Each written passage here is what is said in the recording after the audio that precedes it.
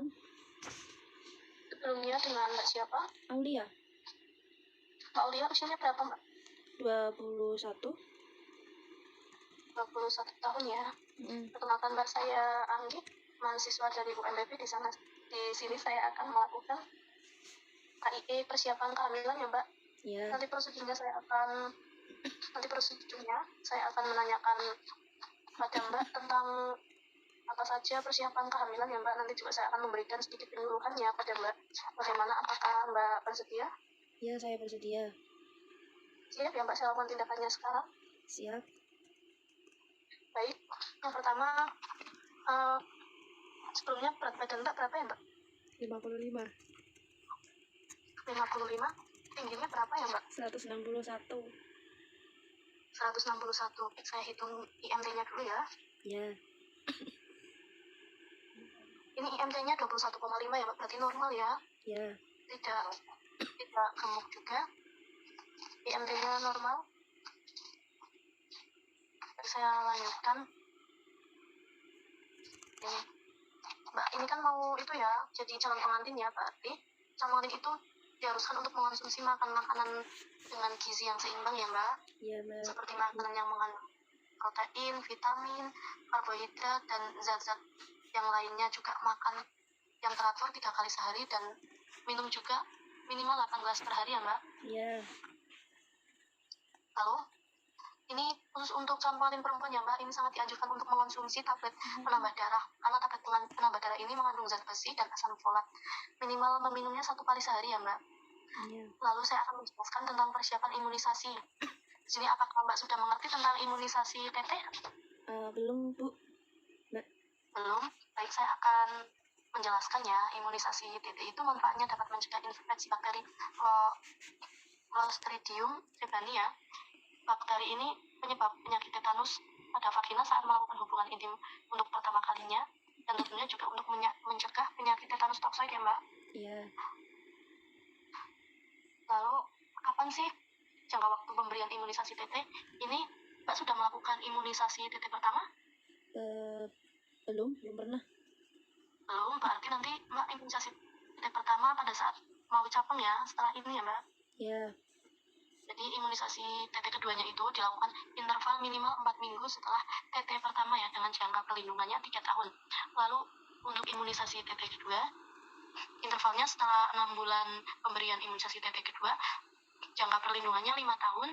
Dan kemudian untuk imunisasi TT 4 itu intervalnya minimal 1 tahun ya Mbak, setelah imunisasi TT ketiga. Untuk perlindungannya 10 tahun, dan yang terakhir imunisasi TT 5 minimal 1 tahun, setelah TT 4 perlindungannya 25 tahun. Apakah belum Mbak? Enggak Mbak. Tidak jelas ya Mbak? Jelas. Saya lanjutkan ya Mbak. Saya lanjutkan untuk menjelaskan tentang konseling kondisi kesehatan yang perlu diwaspadai. Yaitu apa saja sih? Ini bagaimana mengetahui tentang anemia, lalu mengetahui tentang kekurangan gizi, dan yang kemudian hepatitis, diabetes mellitus, malaria, dan penyakit TOC ya Mbak. Yeah. Ini saya awali dengan anemia. Apakah Mbak sudah tahu tentang anemia? Anemia itu kekurangan darah ya Mbak? Iya, betul. Ini saya jelaskan lebih rincinya ya. Anemia itu kondisi ketika darah tidak memenuhi sel darah merah sehat yang cukup ya Mbak. Dan anemia ini bisa disebabkan oleh kurangnya sel darah merah yang menyebabkan aliran oksigen berkurang ke organ tubuh. Bahayanya anemia itu ada 5L, yaitu lemah, lesu, letih, lelah, dan lunglai. Dan yang kedua sering pusing atau sakit kepala. Yang ketiga mata berkunang-kunang. Yang keempat sering ngantuk. Yang kelima kulit pucat atau kekuningan. Dan yang keenam detak jantung tak teratur. Yang ketujuh sesak nafas. Yang kedelapan nyeri pada bagian dada. Dan yang kesembilan tangan dan kaki cenderung dingin ya Mbak. Lalu saya akan menjelaskan tentang kekurangan gizi. Kekurangan gizi sendiri ini adalah kekurangan nutrisi yang cukup dalam tubuh. Malnutrisi atau kekurangan gizi ini terjadi ketika tubuh tidak mendapatkan cukup nutrisi. Penyebabnya ini seperti pola makan yang buruk, kemudian kondisi pencernaan, dan penyakit-penyakit lainnya. Bahayanya kekurangan gizi ini seperti penurunan berat badan yang drastis, lalu mudah lelah, gusi dan mulut sering mengalami luka, pipi dan mata cekung, serta dapat kedinginan, dan dapat juga mengalami gangguan otot seperti kram otot seperti itu ya Mbak. Ya. Sebelumnya apakah penjelasan saya terlalu cepat? Tidak. Baik, saya lanjutkan ya.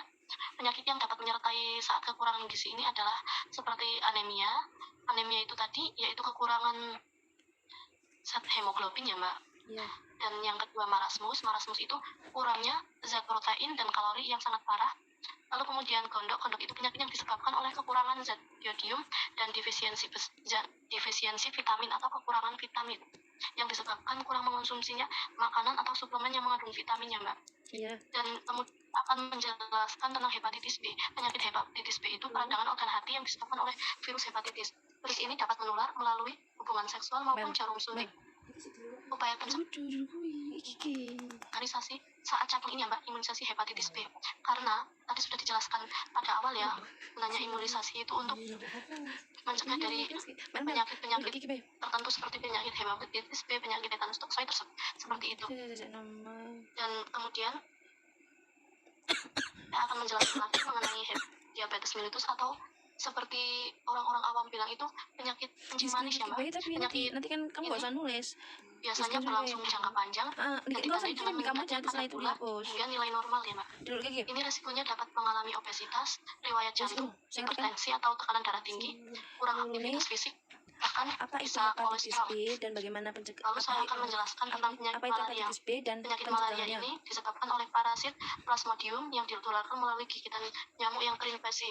Biasanya nyamuknya itu nyamuk Aedes Mbak.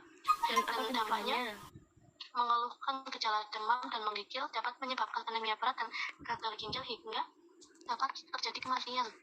Lalu saya akan menjelaskan tentang penyakit TORCH. Penyakit TORCH ini merupakan kelompok penyakit infeksi yang disebabkan oleh virus dan parasit Plasma gondii, rubella, cytomegalovirus, virus herpes simplex. Gejala penyakit TORCH ini seperti sakit kepala, nyeri otot, demam, cepat lelah.